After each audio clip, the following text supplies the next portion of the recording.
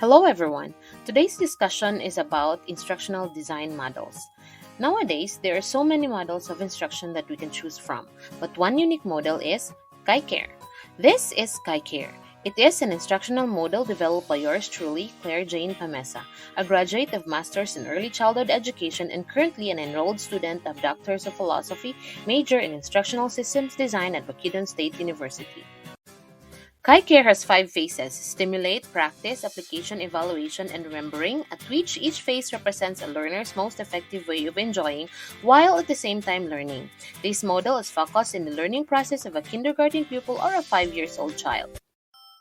Before anything else, let me give you a little bit of something about kindergarten. Kindergarten, also known as preschool in the Philippines, is essential for early childhood learners because it stimulates growth and brain development. It supervises learning at their own pace and helps in the preparation for their next step of going to big school or the formal school. It is a place where children use their senses to explore and try to make sense of the world around them.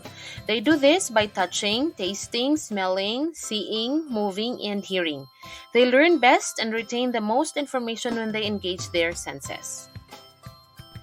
Generally, a kindergarten class must be fun, active, and engaging. Hence, the average duration of a 5-year-old child's attention should be able to focus for 10 to 25 minutes, depending on the nature of the task and other variables such as the time of the day, activities, and strategies being used by the teacher inside the classroom.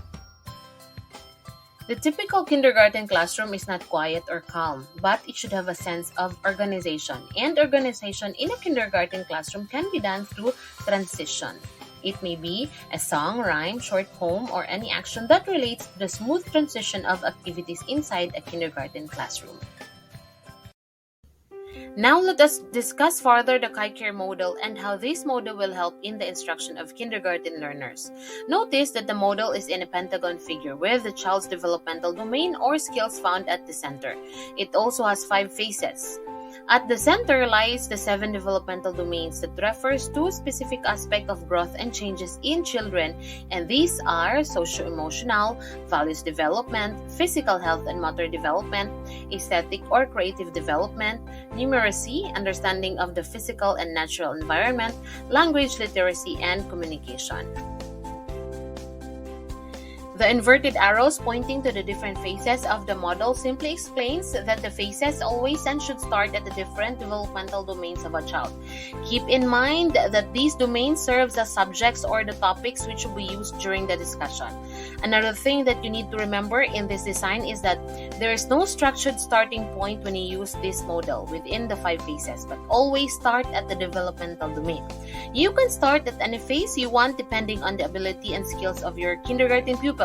Always consider the interest, developing skills, and individualities of your pupils or even you as a teacher.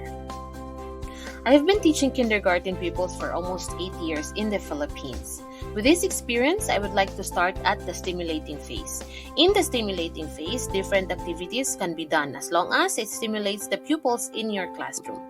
2 theories incorporated in this phase are sensory stimulation learning theory and facilitation learning theory. Sensory stimulation learning theory explains that effective learning occurs when the senses are stimulated through the help of our 5 senses. This theory says that if multi-senses are stimulated, greater learning takes place. This is achieved through a greater variety of colors, volume levels, strong statements, facts, presented visually, use of a variety of techniques and media. While in the facilitation learning theory, learning expands when a teacher incorporates more than just the visual and auditory senses, which normally done by a regular discussion method. Bringing tactile, olfactory, or taste lessons into the classroom expands the range of learners the teacher will reach. Let us proceed to the second phase of KiCare model, which is the practice phase. This phase is anchored to TPL or theory practice learning or learning by doing, which provides students with the ability to think with critical analysis and practical application. This phase simply explains the law of exercise that constant practice makes perfect. As a teacher, provide different activities aligned with the developmental domain that needs to be achieved. Finally, providing concrete experience allows students to engage and develop specific developmental domain through concrete activities, reflective or analytical observation, and structured exercise. The second phase, students are more focused on involvement in more than one sensory skills, focus on the development of the pupil skills, involvement of higher order thinking skills, engagement of different activities inside the classroom, and exploration on their attitudes and values, specifically working with peers. The third phase of KiCare is the application phase. In this phase, learners are given exercises to practice more the concept presented during the past phase. The difference between practice and application phase is that in the practice phase, learners are given ample time to explore the different activities to enhance their skills, while in the application phase, attention is given on how the learner would apply the skills or knowledge into the real-life situations.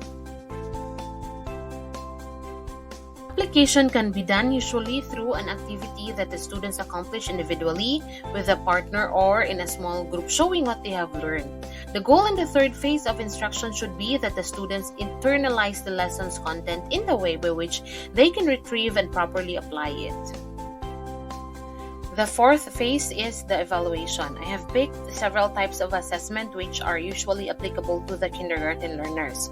If you have one in mind, you can use it rather than using my suggestions, as long as it measures the learner's performance in a specific developmental domains. So following are some suggested types of evaluation. First is checklist. Second, non-reference assessment. Third, criterion reference test. Fourth, Early Learning Observation Rating Skills or LRs. Fifth, Interim Benchmark Assessment. 6. Norm Reference Test. 7. Portfolios. 8. Observations. 9. Action-Based Assessment. 10. Activity-Based Assessment. And 11. Conference. The last phase of KiCare is remembering. This is seen at the top of the diagram, which is the most important part of all the phases. A kindergarten learning can always be measured by a naked eye if a pupil can remember what the lesson was, regardless of how he or she learned from it. According to Oswald, between the ages of 5 and 7, children learn how to focus and use their cognitive abilities for specific purposes, but only when the learning process is well developed. Children this age also have developed a larger overall capacity to process information. Notice that all 5 phases are connected with an arrow marking transition. As I have mentioned before, transition is very important in the classroom management. This can be in the form of dance, poem, actions, or songs. Children naturally love music, so whether it's soft and soothing or a lively tune, children feel it both physically and emotionally. This singing, dancing, or chanting helps in managing routine actions such as gathering children into a circle group or proceeding to another phase of teaching. Each phase has a different type of transitions depending on the subject matter that is being taught. That ends my discussion about KiCare model, an instructional model designed for teaching kindergarten. Thank you and mabuhay!